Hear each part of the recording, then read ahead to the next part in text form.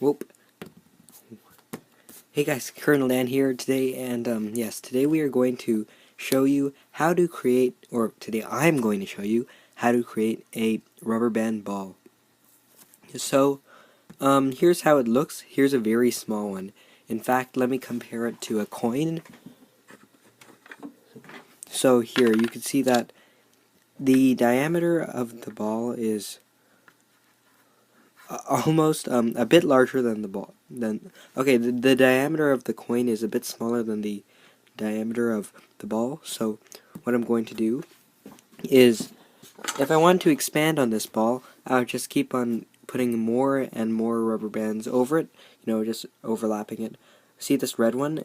Because the red one, this rubber band over here was so long, I had to twist it and rewrap it over the rubber band ball a few times to make sure that it stayed and that it wouldn't come off if it rolled around. So many things, rubber bands are, rubber band balls. In fact, they're very hard to deal with in the creation of it, and I'll show you how to make one. So, to start with the base, the thing all the way inside the center of this, sorry, yeah, I'm a bit sick, but here, you want to start with a thick rubber band. What does this one say? This says, product of Mexico. Anyways, product of Mexico asparagus. That's some good stuff. What you want to do with this rubber band is take it like this, and then you want to kind of fold it over itself to make it thicker, like that, right? Like that, and then you want to fold it over itself again to make it less like a band and more like a nub of rubber. You're going to take another rubber band and kind of like this, wrap it around this one.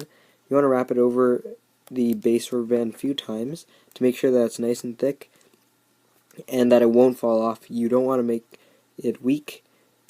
There you go. Something like that, right? And then you take another rubber band and then you do the same thing. You just keep on wrapping it. You wrap it over.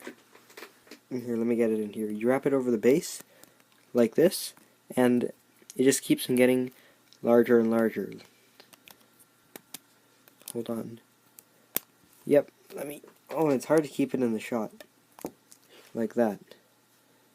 Anyways, this is really messy. I spent a lot more time on this one, creating the base, because once you have a good stable base, then you could, it gets wider and wider, and then it gets easier to wrap rubber bands over it. So, yeah, you want something like this. Here, let me actually just finish it off. Like that. That's actually not bad at all, because the more rubber bands you put over it, the more it'll become more spherical. See, this is kind of like a random lump.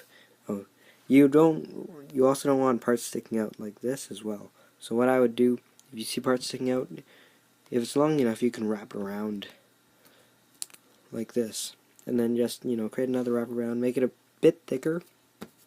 So something like this can turn to something like this, and then something like this can turn to a size of, I don't know, a tennis ball. Even I've seen things, I've seen these little rubber band balls that have grown to be the size of basketballs, and I believe that requires different kinds of rubber bands, especially huge long ones.